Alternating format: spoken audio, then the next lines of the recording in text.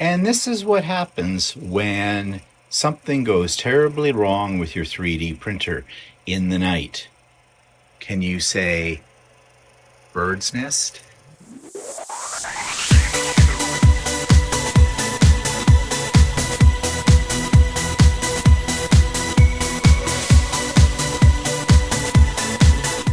Good morning, everybody. It's Stephen here for Bland Designs and the Idiot Quilter, and welcome to my weekly vlog for Monday, September the 18th, 2023.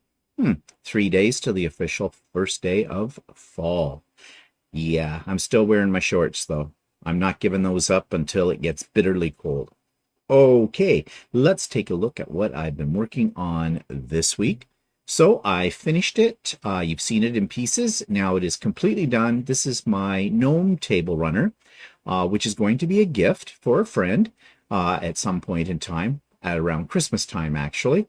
Another person who loves gnomes as much as I do. And yeah, this was an In the Hoop project done on my embroidery machine. As you probably, if you've been here any for much time, you will know that I love to do in the hoop machine embroidery projects. So this is another one. So I'm really happy with the way that turned out.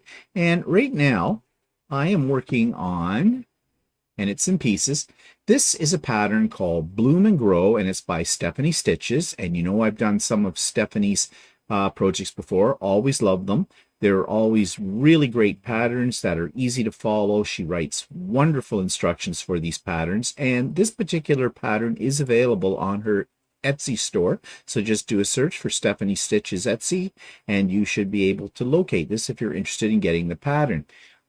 It's coming along nicely. There are 2 blocks in this. This is the main block, and there'll be 9 of those, and I'm using colors that I've had for a while, some fabric in that. And I'll talk a little bit more about it in detail and everything in tomorrow's Idiot Quilter. So I just want to give you a little teaser of it right now.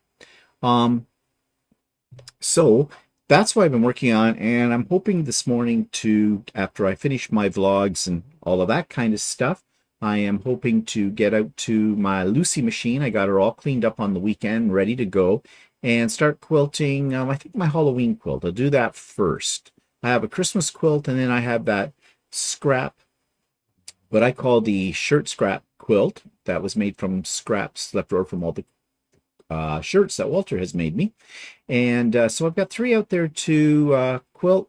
I think I'll start with the Halloween one, and then work my way to the Christmas one, and then I'll do the scrap one later, because I really want to have the Halloween one done for the fall. And I usually like to decorate for Halloween about October the 1st.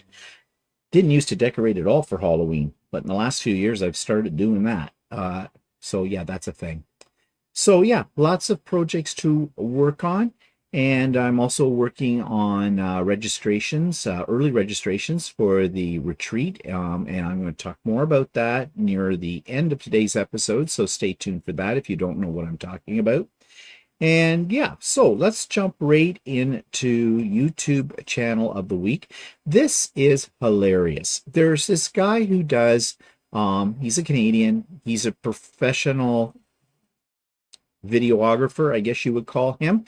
He usually gets together with an American friend of his.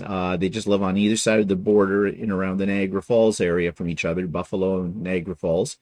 And he loves to do comparison videos, and I've reviewed him before, between Canada and the United States. But in this particular video, he goes off on a hunt to talk to our Prime Minister, Justin Trudeau.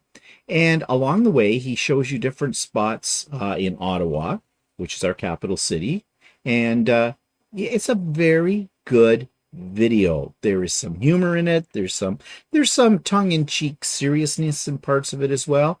And spoiler alert, he actually does meet up with Trudeau. But here's my review of that video clip. This week's YouTube video clip comes from Joseph de Benedictus, who does a lot of videos where he has an American friend come with him to various places in both the United States on one side of Niagara Falls and in Canada on the other side of Niagara Falls. And he compares different things about Canadian culture to American culture. And they're always very entertaining. But this video, I think, is one of his best. He goes in and actually has talk, an informal discussion with the Prime Minister of Canada, Justin Trudeau. He also shows you some highlights about the streets and businesses of Ottawa and in the Parliament buildings, and meets a few other dignitaries in there as well.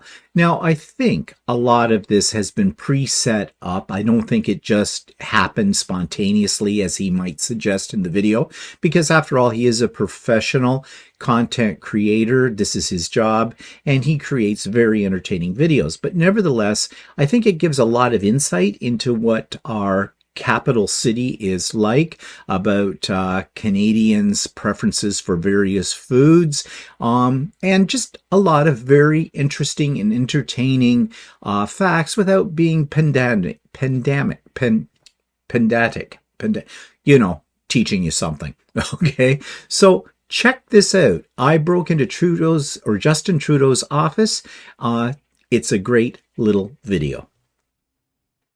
So you should check it out. You'll probably learn a few things about Canada as well if you're not from this country. And even if you are from this country, you'll probably learn something as well. So that takes me to my resource list. You will find a link for that video clip in the show notes below. You'll also find a Zoom link for our weekly Soul with Stephanie and Stephen session.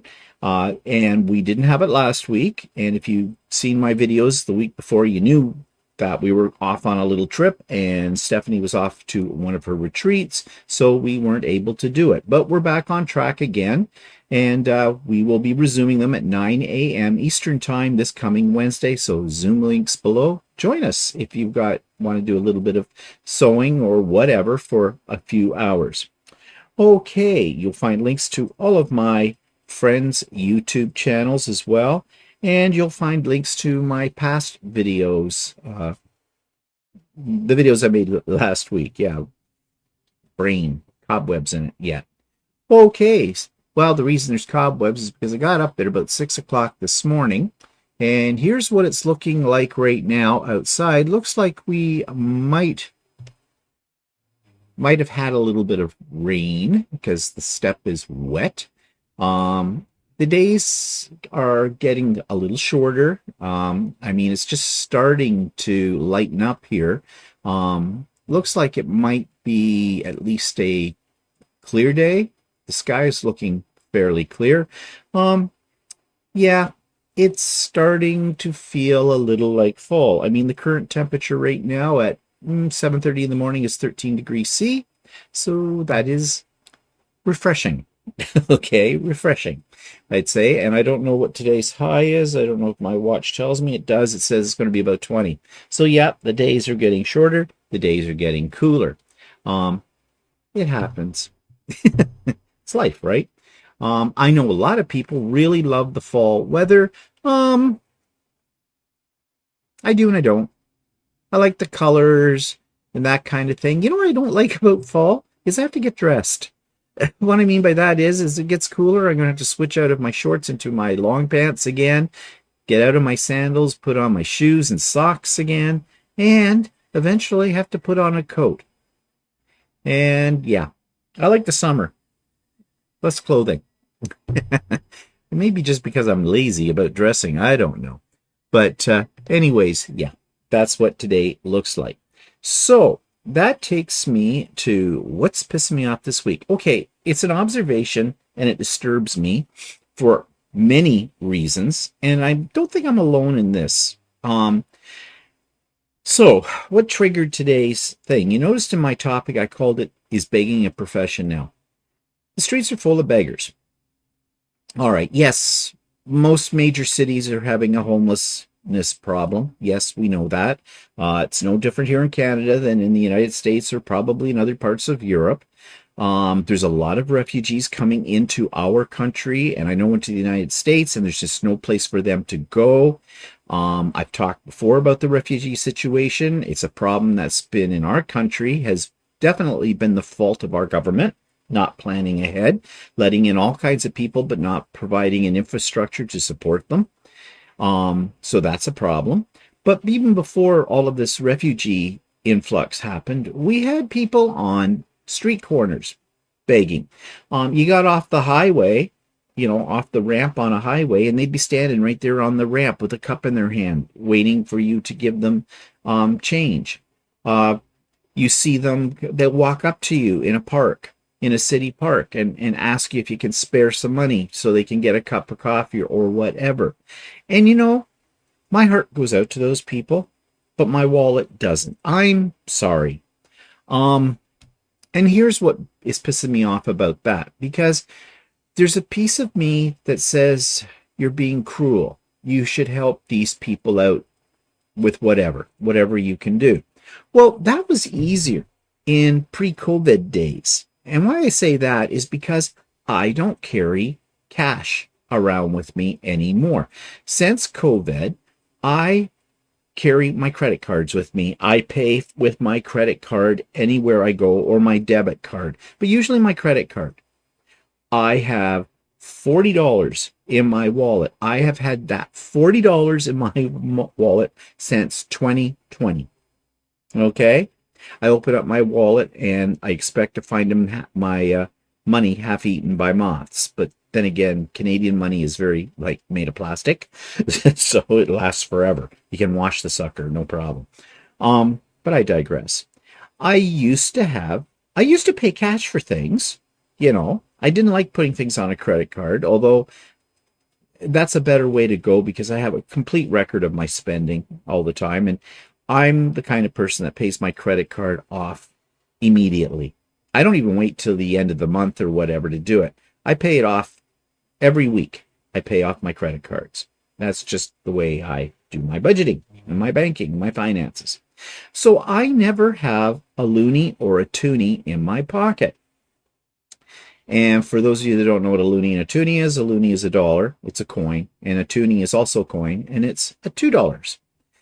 So the smallest bill I would have in my wallet is $5. Well, I'm really loath to give somebody. It's one thing to give them $1. It's another thing to give them $5. Okay? So I don't. I walk right by. And, I know I'm not alone with that. But the other thing, too, is, are these legit? I look at those people standing on those street corners. They look able-bodied. Okay, I know they could have mental problems, but then don't we all have mental problems to some degree? Think about it. We all have a little bit of anxiety, I'm sure, at times. We all have, go through maybe bouts of depression. I know for other people it's very severe, that kind of thing. I get it. But here in our country, we do have help for that. Yes, it's inadequate. Okay? There's not enough funding from the government, the various levels of government, to support those kind of things. People fall through the cracks. Yeah, I know all of that. But it is there. And if you actively need help, you have to be persistent.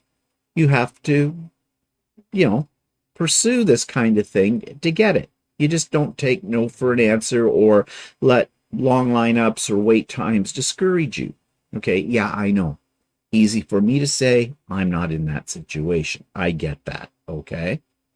However, how many of those people, they look able-bodied physically, are happy begging on a street corner rather than working at a fast food joint flipping burgers? Yeah, it only pays minimum wage, but minimum wage is $15 an hour here in our province. It's better than nothing. It may not really be enough to keep you above the poverty line, but it's better than no money, I think. But the other thing, too, that's bothering me is that they're becoming very aggressive. They're in your face. In some cases, they're threatening you. And I don't think that's particularly good. But I do feel bad that I'm not shelling out cash to them. But you want to know something? Here's why I don't. First of all, I worked hard for my money. I put myself through school to get my university degrees to become a teacher. I worked hard for 31 years in that profession. And if you're not a teacher, you won't understand that. But if you are a teacher, you know exactly what I'm saying. And teachers are not paid what they're really worth. And that's a topic for another day, and we've had it before. While I was working, though, I was somewhat smart with my money. I didn't want to live from paycheck to paycheck, so I did things about that. I set up a retirement fund. I saved money. I didn't spend it at the drop of a hat. I tried to think about what I was purchasing. Was I always successful at that? No, I was not. But for the most part, my 31 years of working in that, I was able to work hard and save money and invest my money. And although I am not a rich man, I am comfortable. Yes, I have a pension. And those of you that live in Canada or in Ontario go, yeah, teachers' pensions. Like, holy crap, I wish I had that. Well, why didn't you become a teacher? Yes, it is a good pension. I will tell you that right now. However, what a lot of people who aren't teachers fail to understand is we paid out of our paychecks every month into that pension fund as well. So it's not totally a handout from the government or the educational sources that be. No. So what I'm saying is I worked hard for my money. I was smart with my money. I'm not just going to give it away. I need money to keep me in my old age. Nursing homes are not cheap. I have nobody else out there to pay for that kind of stuff for me. So, you're always looking ahead for those kind of things. So, yeah, I'm loath to hand out money, no matter what the amount is, to just any so-and-so on the street. The other thing is, are we being scammed by these people? Oh, yes, we are. There's a lot of scammers out there. There may be some legitimate people who are begging for money that really need it, and they're at their wits' end and this kind of thing, and they're good people, and for whatever the circumstances are, they just can't seem to keep ahead of it all. Okay, but how do you know that? It's not like they have a card they hand to you and go, hi, I'm a legitimate beggar. Please donate. No, you don't know. I'll give you an example of what I'm talking about. When we were in Cambridge last week, we were walking by the outside of a Walmart. It was about 8 o'clock in the evening. We had just come back from dinner, and there was a family standing there holding up a piece of cardboard with something written on it. Family was mother, father, a young boy, probably 10 years old, 9 or 10 years old, and a toddler in the arms of the mother. And they were standing there as a group outside, right outside the entrance to Walmart, staring at you, holding this card. Now, I did not slow down to read what was on the card, but I'm pretty much, it said a lot of things, like new to Canada, homeless, need help, or something to that effect. Now, the first thing that happened to me is my heartstrings went pluck. Went, oh, these poor people, However, Walter and I looked straight ahead and walked right by. And that bothered me that we did. But then I said to Walter, okay, let's analyze this situation. First emotional reaction is, oh, this poor family. What can we do for them? They need help. But then you have to think about it. This Walmart was located in one of those areas that has all big box stores and everything. There's not a lot of residential housing in the area. How did that family get there? If they're that down on their luck, they wouldn't be able to afford a car and gas to put in it, would they, to get there? Did they come on the bus? Well, that costs money too, maybe so. Did they walk from wherever? I don't know. Second thing is, they didn't look unhealthy. They didn't look like they were starving. The husband, I'm assuming he's the husband, come back to that, He looked very able-bodied. He was, you know, a man in his, I'd say, probably late 30s. Looked like he was strong, could do some work. He wasn't limping around. Of course, they weren't moving, so I didn't see a limping, but it wasn't like he was bandaged up anywhere or anything like that. He looked able-bodied. Now, this may be sexist sounding, but would a man drag his entire family out to beg? Wouldn't that what does that say about the man? Does he not have any pride?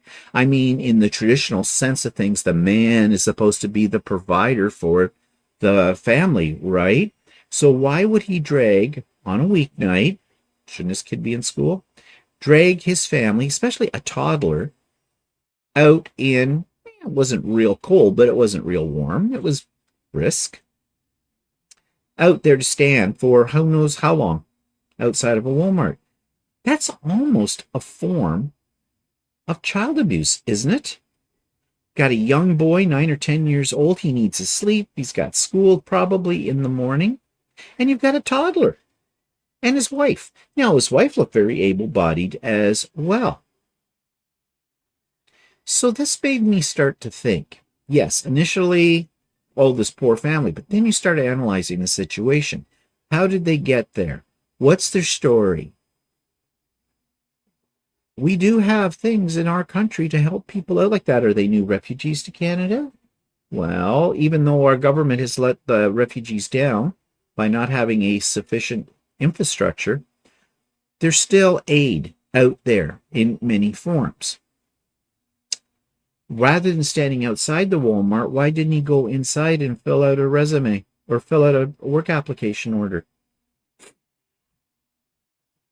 I don't know. So this is what I'm saying. I have seen this. If you travel in Europe, there are certain places in Europe where there are, and this is a derogatory term by today's standard of political correctness, but I'm going to use it, gypsies, wanderers, people who basically don't call any place their home. They travel from one place to another, and they beg, but they have it down to a science. Basically what they do is they bring the whole family out, and the kids, they'll distract you and the kids will go through your pockets. They're experienced pickpocketers, or snatch your purse or your bag and that kind of thing. We have seen that happen firsthand.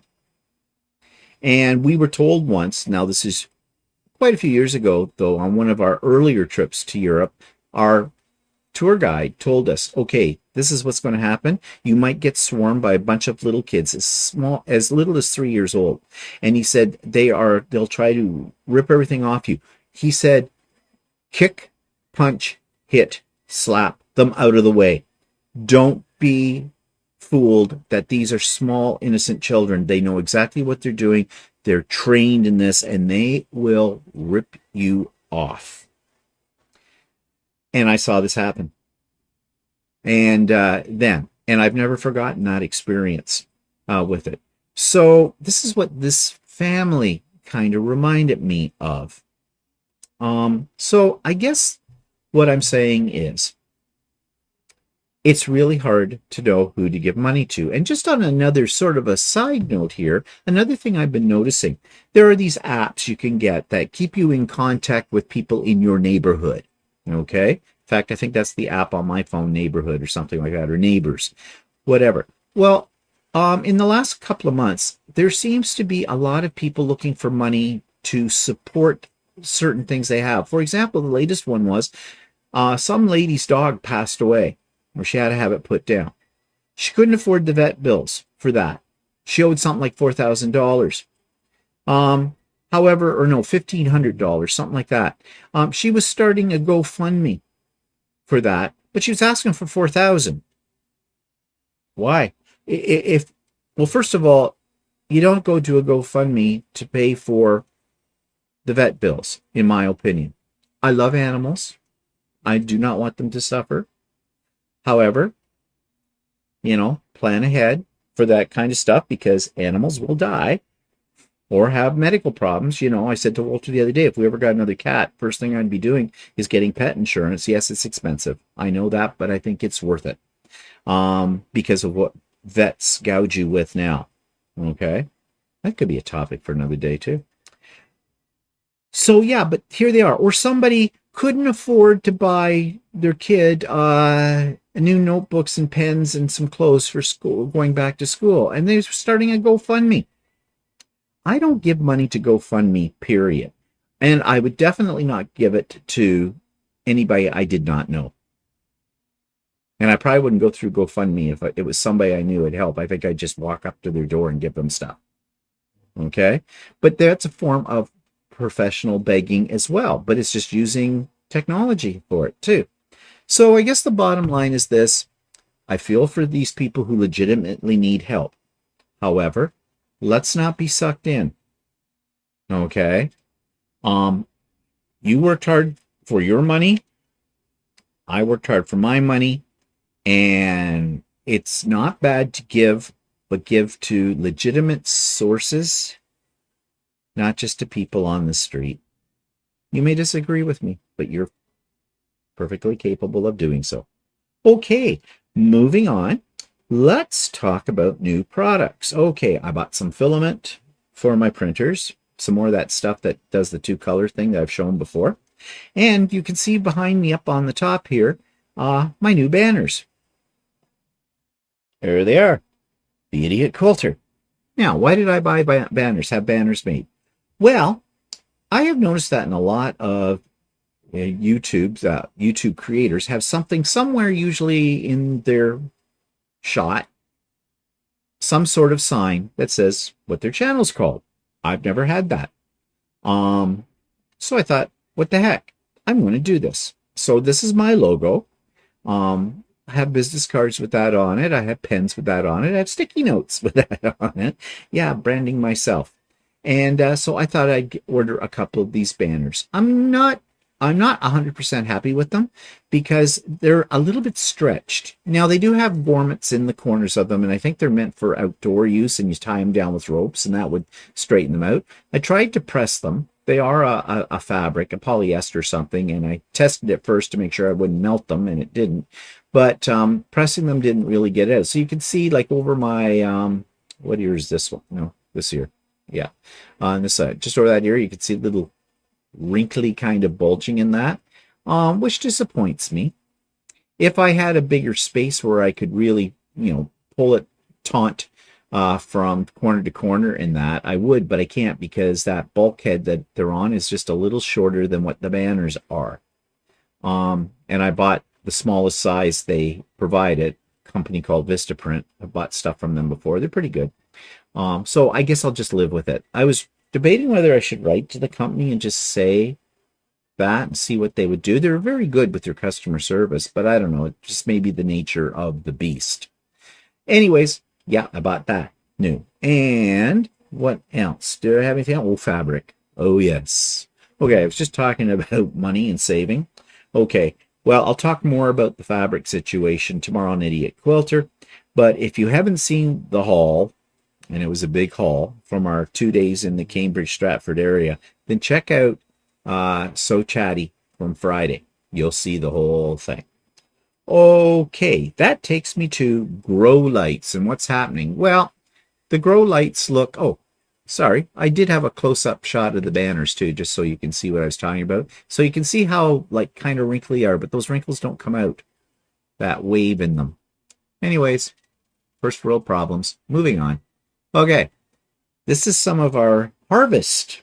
Okay, I've been talking about money lately and that kind of thing. We started doing container gardening a couple of years ago because of the prices on fresh produce. And we're saving a bundle on tomatoes right now. We have these orange tomatoes, which are bigger. We have the reddy greeny colored ones that they are ripe. That green on them is just the way they go, those ones. I don't know what the variety is. We have several different varieties.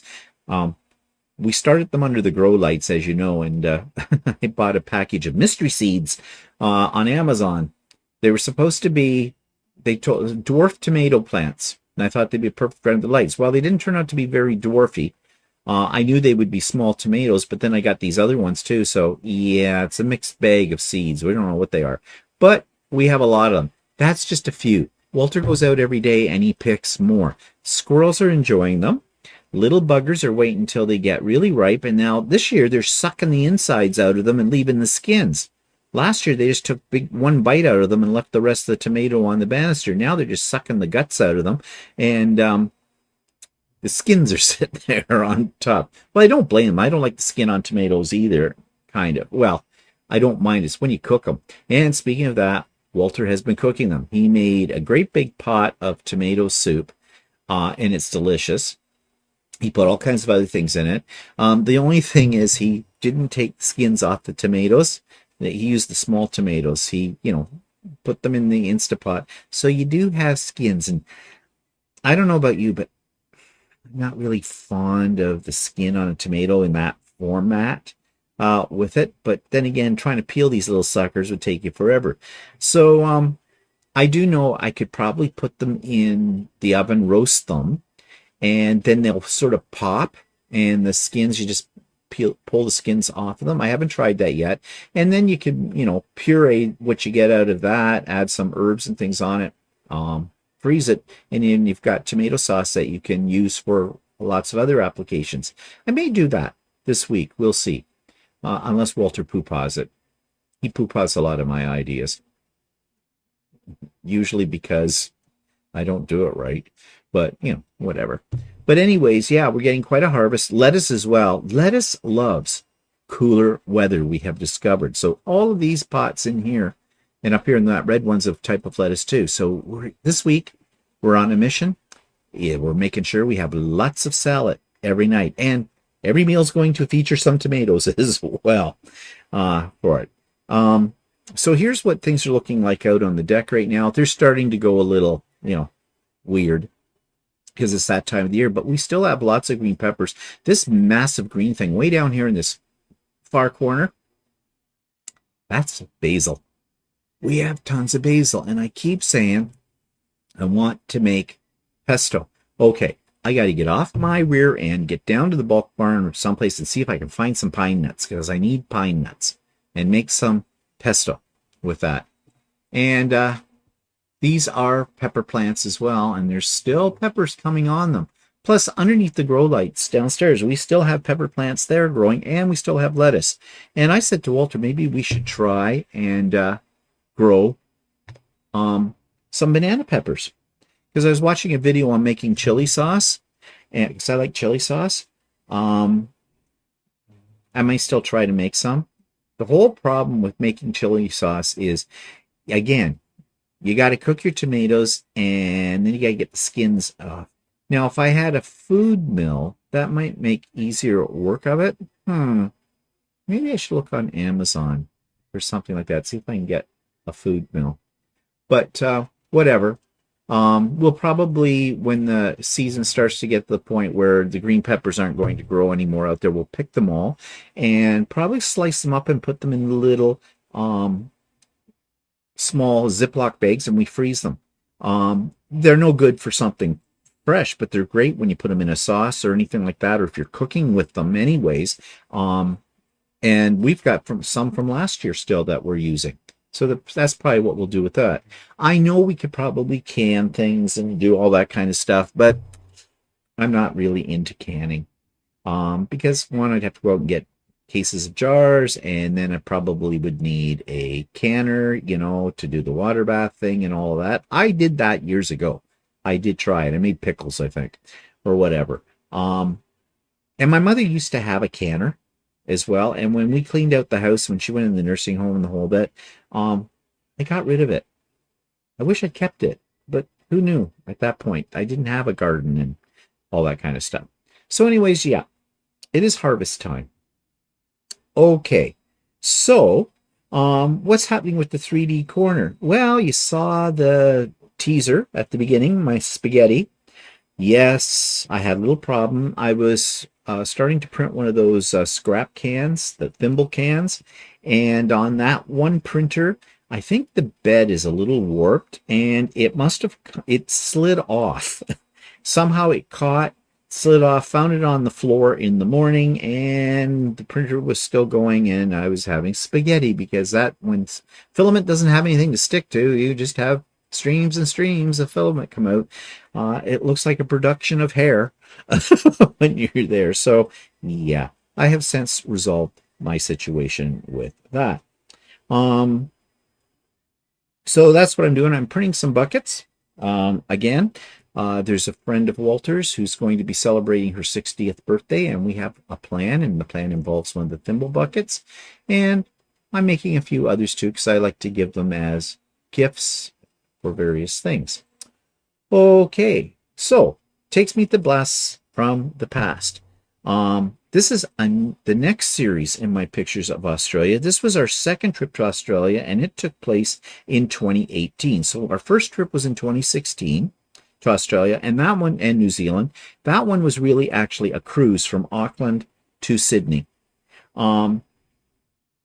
This one is a trip that we took, and we flew to Melbourne the first day instead of to Sydney this time, and so we used Melbourne as our jumping off point, and we had a rented car. So during this series, you're going to see lots of spots in Australia that are really more, they're not the places that people necessarily go to a lot. So here's the first part of day one, February the 5th, 2018 in Melbourne. Okay, everybody, Stephen and Walter are here. We're in Melbourne, and we just got up. It's about 7 o'clock, 7:20 Melbourne time, and you can see the view from our balcony of Melbourne. We're going to explore it today. We were really tired, of course, by the time we got here. Huge balcony. Look at it. No table, though. 4 chairs. Okay. This is sort of an apartment. It's actually, we think it might be a 3-bedroom apartment, but 2 of the doors are locked, so you can't get in there. And we have 1 huge master bedroom. It's got a little dining room. And this is the sitting area. Television, couple of couches. And Walter's in the kitchen. No coffee maker. They just have an electric kettle, and they've got some instant coffee, which I'm having right now, which isn't too bad. It does have a dishwasher, and we discovered last night that when Walter pulled out a knife from the drawer, it was not very clean. So I decided at 2:20 this morning, because I woke up at 2:20 this morning, went to bed about 7:30 last night. I decided I was going to take all the dishes out of the cupboards and put them in the dishwasher. And this morning, when I finally did get up, realized I didn't have it on the right setting. It's not a really great dishwasher. It's kind of tricky to put the plates in it. You got to figure out where things go so that the repeller bars don't hit it. We have a full-size fridge, and Walter's looking for the garbage can. It's down there. We have a microwave. We have an oven and a stove. But anyways, Walter's a little paranoid about the dishes to start with because he saw something on a TV program about the stuff that comes in hotel rooms that they really don't wash them well. And when I saw that knife, I was a little put off. So I think I've figured out the dishwasher now. I went online looking for a manual for it. I don't know what it is about Australia and hotels that are these efficiency units. I know that they only put in the cheapest of appliance, but really, this dishwasher, well, it's better than the one we had in Sydney. I'll say that.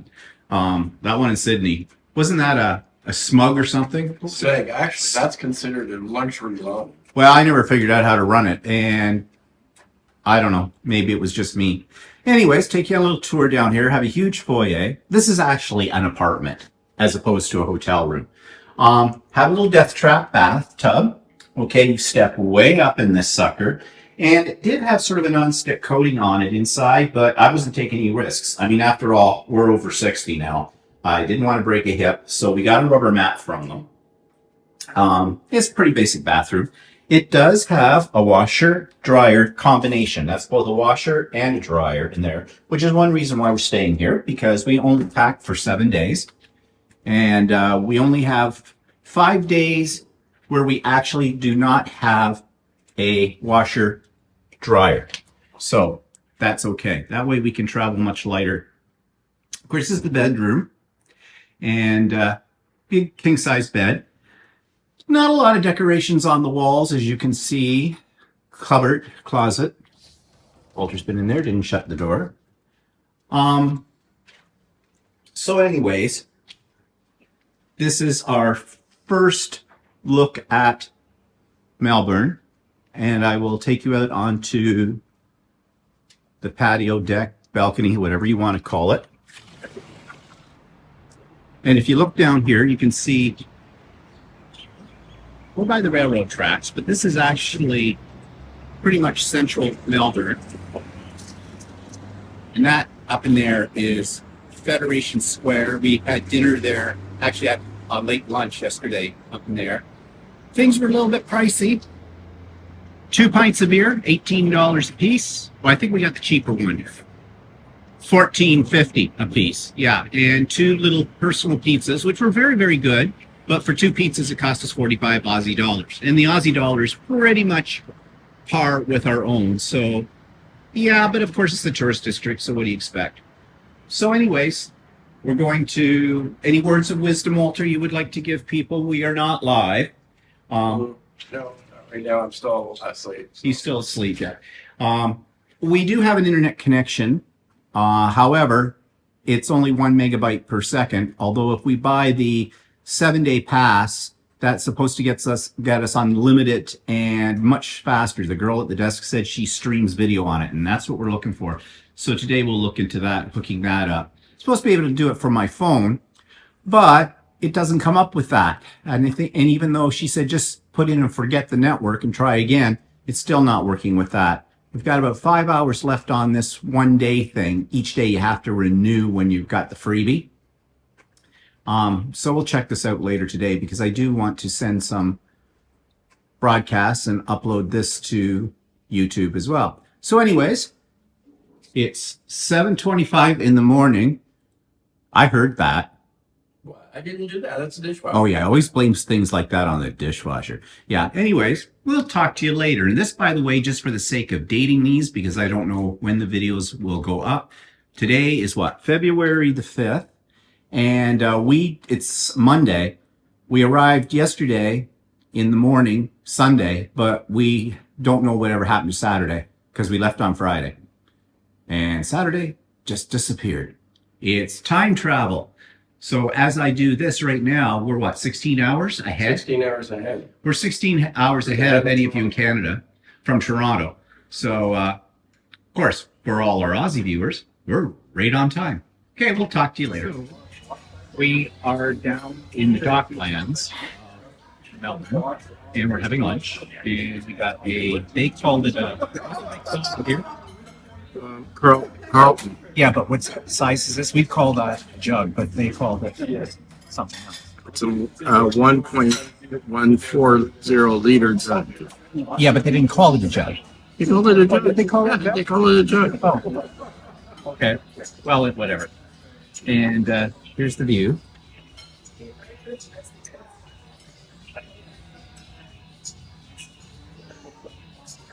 So it's kind of a nice area.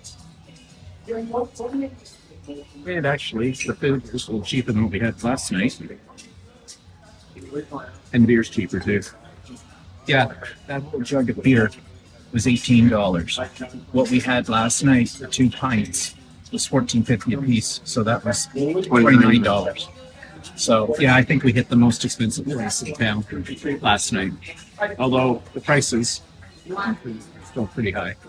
So, I have some exciting news. We have decided we're going back to Australia. It will be our 4th trip to Australia. We're going this coming spring. We have already got our airplane tickets for this. Air Canada was having a seat sale. We jumped on that. We got premium economy. We've got where the seats that we have reserved are just 2 seats together, and they're at the bulkhead. So there's more leg room there as well, because it is a long flight, like about 16 hours or so from Toronto. So yeah, so that is booked. So now what Walter's working on is our itinerary. What are we going to do this time?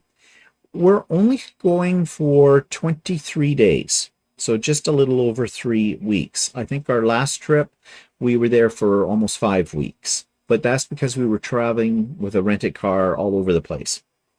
And we had several flights, internal flights as well on that trip. Also, we've seen a lot of Australia, and you know, I'm a little worried that maybe we might be a little on board this time. I love Australia, so I can't see how I would be bored. But I see the same old, same old. Now, one thing is, my nephew now lives in Sydney, and it'll be great to see him as well. So we'll definitely try to make arrangements to hook up with him. And yeah, and Walter will do his research as Walter does, and he'll come up with an itinerary, and away we go. Right now, I know we're talking about possibly going maybe a little ways up the Gold Coast with a rented car kind of a thing. We want to go back to Melbourne. We're flying to Sydney, not to Melbourne. So we could take a train to Melbourne, or we can get a rented car and drive there as well.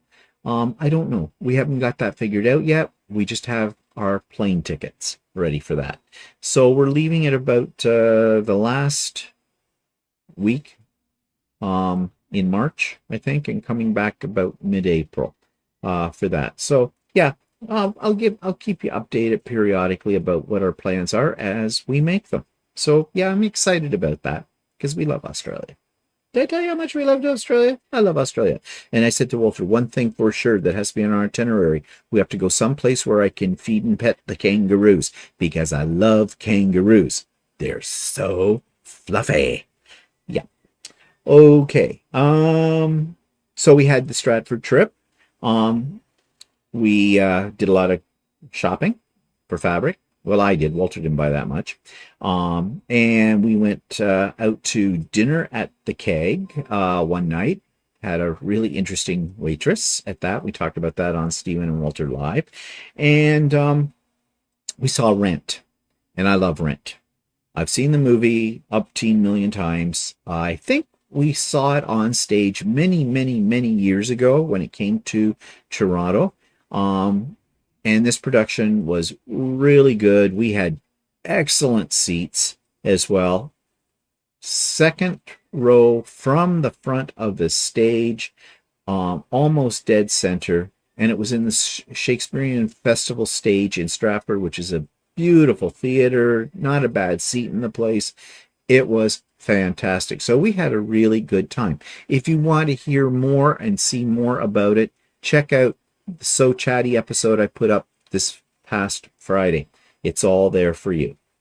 Okay, so I've already mentioned what's coming up this week. Of course, Sewing with Stephanie and Stephen on Wednesday, 9 a.m. Come anytime you want. And let's talk a bit about the retreat update, okay? For those people that were at the spring retreat, you have now received your invitation and details about the fall retreat, and you're getting early registration since you are people, and many of you have been to many of my retreats. So as my little gift to you, or thanking you for your support, I am allowing you to register early before I put it out to the general public. It will go live, registration will go live for the general public on October the 1st. But in the meantime, people who had come before, they have the opportunity to register before then. And right now, I think I'm at almost 40 people registered. Now, I still have 52 spots left because I can handle up to about 92. So if you weren't somebody that came to the spring retreat and you're interested in this, do not panic. I think there will be spots available come October the 1st. If it looks like things are filling up faster than I thought, with the pre-registration, early pre-registrations, I may change that date. I may open it up to the general public sooner than that, just to give everybody a fair chance at this. You know it's free. I have 3 guest speakers that are just going to blow your mind lined up for this, and there are prizes, and it's just fun. I mean, if you've ever been to one before, you know what I'm talking about. So yeah, I will keep everybody updated on the progress of all of this right up to the date of, and the date of is October the 21st. That's a Saturday. It starts at 8 a.m., runs till 5 p.m. It's a come and you go, but you have to pre-register. But as I said, if you were at the spring retreat, you've already got the information about registering. If you weren't, then it will open up at the moment, October the 1st, for everybody else. Okay. All right, and if you have any questions about it, feel free to email me. And my email address is no longer in the show notes, it's in the About tab. So that's where you'll find my email address if you don't have it already. Okay, so that's it for me today. Thank you for joining me. I hope you have a great week. Check out Idiot Quilter on Tuesday, So Chatty on Friday, and of course, Stephen and Walter live, as always, 4 p.m. Sunday afternoon. See you later. Bye-bye.